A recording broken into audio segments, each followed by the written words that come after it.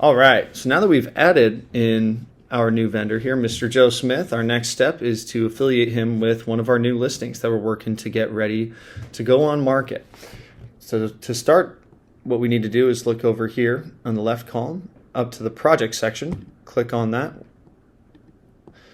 Okay, and as you can see, it brings us to this projects page. So what we're going to do real quick is we're going to add a new project. I'm going to go ahead and enter an address for us.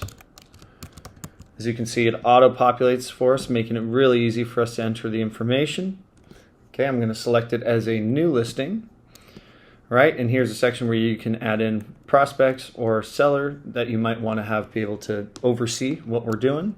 And here's the place where you can upload a property image if you took one with your phone, just to identify and further distinguish that property. I'm going to click to next. For the sake of this example, we do not have these documents on hand at this time with the visual inspection and other. The main purpose here would be for us to be able to identify what our main touch points will be in terms of jobs that we need to have handled on a certain property before bringing it out to market. So I'm going to just click through this. Okay. And in this next page here, this would basically show us, hey, here's a list of options that you might need to hire of different vendors.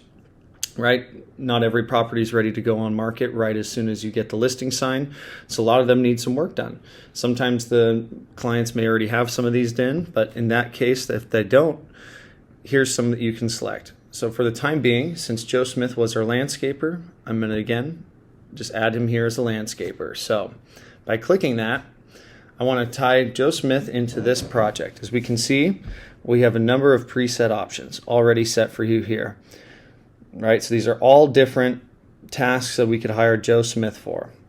If you don't like any of these, we can always add a new task down here at the bottom over where my cursor is. But if we're happy with where these are, then we can move forward. So first, I'm going to probably start by unselecting a couple of them. Just for the ease of the example, I'm going to just select just a couple here to start.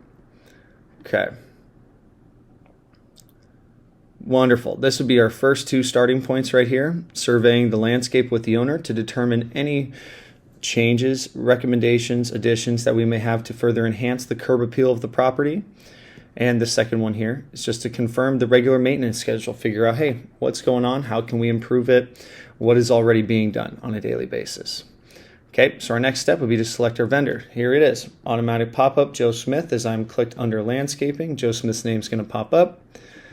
And then here, I'm going to pick a date that I want him to get started or to meet me at the property, for example. Just a placeholder in the calendar, more or less. So I want to say, how about starting tomorrow?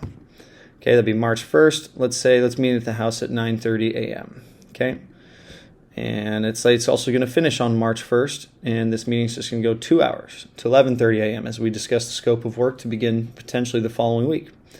So I'm going to update that. Scroll down to the bottom right, and I will see save. Okay, so now once I've created a milestone, it brings us here to our first property dashboard.